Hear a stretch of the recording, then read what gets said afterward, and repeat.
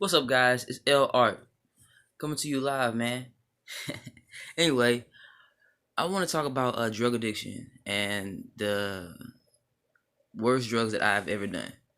And this is a disclaimer I'm putting out here: that drugs are no good.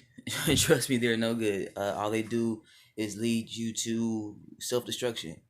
And trust me, I know. I have years and years of experience um, thinking that drugs were great and that I lived for those things. And I was so, naive. And coming to this point in my life, I figured that drugs are not great at all. All they do is take from you.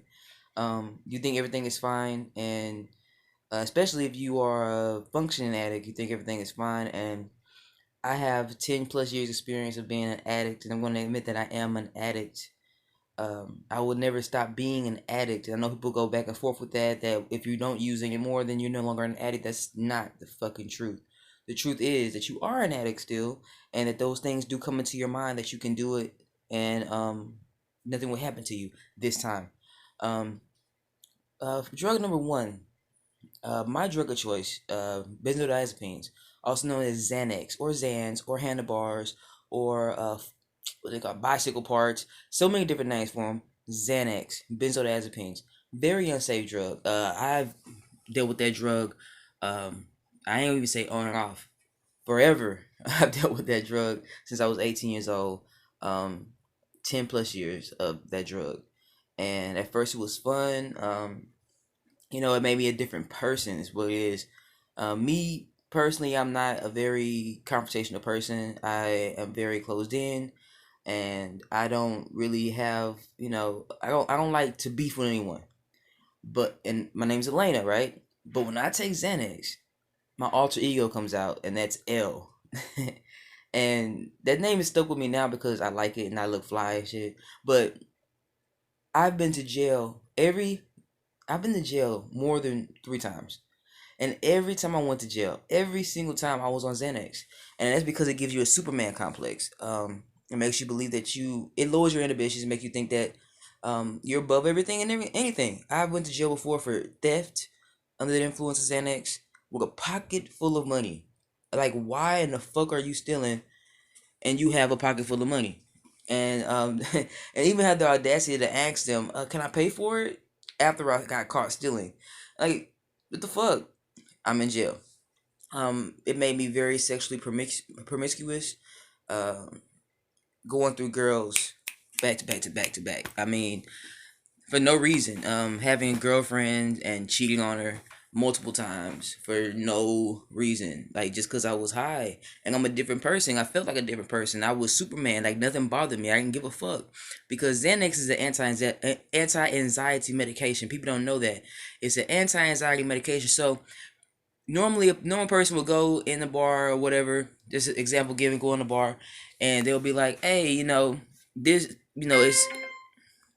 it's some kind of problem going on here, and they'll see it, and normal reaction is to walk away. But with Xanax, I'm like, I'm Superman. I'm about to go and defeat the villain over here. You know what I'm saying? So I always catch myself in some kind of trouble, and that became an issue, especially in relationships. My last relationship, especially, I just was a different person. Um, Opiates is another one. You got your Narcos, hydrocodone. You have, but that's the one I experienced with the most. It's plenty of other. You got heroin and all that. Those are all opiates. But my drug of choice it is uh, pharmaceuticals. So I had my Narcos, and for a while, they were great. They were a great feeling, and I would get so much energy. Like, some people don't get energy from them. Some people go to sleep. I would get so much energy from these things, and I would just be like dancing around and happy all the time, and just, yeah, you know what I'm saying. And if you don't, but think about it is, you do it because you feel good, but then when you don't have it anymore, you need it. Um, it's very similar to heroin because actually opiates like Narcos and Vicodin, all those things are what they call baby heroin. Honestly, so you feel good, and you know you got the drug, and then after a day or so not having it, you go into complete sick mode, dude. Like you're sick.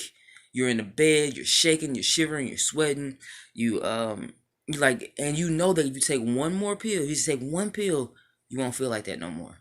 And so it's like a continuing just on and on and on. It's a vicious cycle of you, and then you pray to God like, please God, if you just take this away from me, I won't do it no more. And it got to the point that I lost every freaking thing. One more for me. These are, I can only speak for myself, and I'm doing this to inform people who think drugs are cool or whatever like that, because it starts off that way, but then you have people who have addictive personalities, and I think that I'm one of those people. And you end up needing these things. It's now no longer cool. I used to smoke weed a lot when I was a teenager, and I'm not really a big marijuana fan anymore because it makes me paranoid now. Thank you God for that, because it stays in your system forever. And my other drug of choice was, I went off topic, but it was cocaine. I just gotta be blatantly honest here.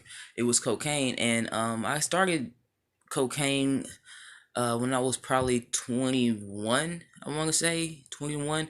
Yeah, I started cocaine around that age. All the drugs I started were actually after I was the age of 18, so that's a good thing at least. But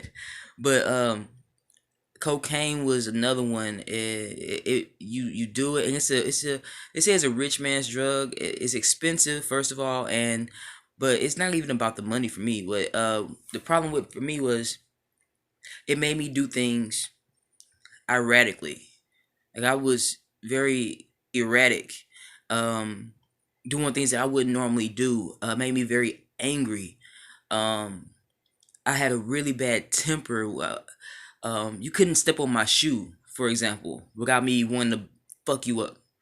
And that's not who I am. I'm normally a very calm, collective, and sweet, and what that drug did to me, I see myself before, with one of my ex girlfriends. I'm sorry about that, by the way, to her.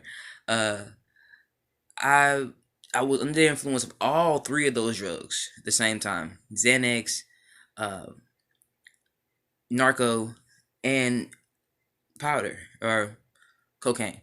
And I went to her house. I don't even know how I made it there. I know I drove there, but I was high. I was fucked up. I was fucking out of my mind. I'm blaring music. I don't know how the fuck I got to her. I don't know how I made it there safely. But this is a story she told me. I came to her house and she's never seen me. She never had seen me like that before. And I came to her house and I was under the influence, of course. And I sat at her table, and she has children. And I sat at her table, and she said that I had pulled out bags upon bags upon bags of cocaine. Like I had so many different little bags, and I was sitting in her kitchen, and she was cooking, and I was just she said I just kept pouring it on my hand and just sniffing, sniffing, sniffing, and she looked at me and she was like, "You don't see the kids are running around." And I was like, "Oh," I looked up at her. I was like, "Oh, I apologize." And so I went to the corner of the kitchen, which if I describe her house is, you walk in the front door is the living room, and then to the left is all the rooms. I mean, sorry, to the right is all the rooms. But you walk in the house, it's the living room, and then you walk straight forward, it's the dining room, and you go to your left, it's the kitchen. So I was at the area where the kids can just run back and forth through the kitchen, and I was sitting at the table, and I was indulging. And she told me that the kids are running back and forth. Like she didn't mind that I did what I did because, to each his own is what she says. But as long as it doesn't interfere with me and her, which it started to interfere with me and her drastically. And so I moved from this is what she tells me, I moved from that end to the back end of the fucking dining room table, still in sight, but I thought I was invisible apparently, and I just continued to do it. So we ended up getting into it that night because I wanted to, I guess. She told me to go take a bath and go lay down because I'm obviously very high, and I was like, I became very combative. She put me out the house. She said I was at the house. I was screaming at the door. I was acting very erratic. I called her, and her son, her little baby, picked up the phone, and I was just screaming. I had no idea it was him on the phone. I was cursing her out. I was outside of her house just making a fool out of my fucking self, and I don't know how I even made it home. But the point about it is I have so many more stories to tell you guys about this drug shit. This drug shit is so fucking real, you know what I'm saying? And people don't want to talk about it, you know what I'm saying? But it's something that needs to be talked about, because you have our culture nowadays that thinks it's so fucking cool, and it's in the music, it's popping pills. Drake, I popped the Xan. I mean, for what? Like, you have all these kids out here and they're listening to this shit. You know what I'm saying? So our kids are being fed this shit, and they think it's fucking cool to do that shit. You know what I'm saying? But it's not. You know what I'm saying? Trust me, it's not. You know what I'm saying? You might think it's fun right now, but then you're gonna find yourself 10, 20 years later like, damn, what the fuck did I do with my life? You know what I'm saying? Besides get fucked up. You know what I'm saying? So if you want something better with yourself, I mean, it's cool to listen to the music, but what these niggas talk about, man, they probably not even doing it. So just stay away from it. You know what I'm saying?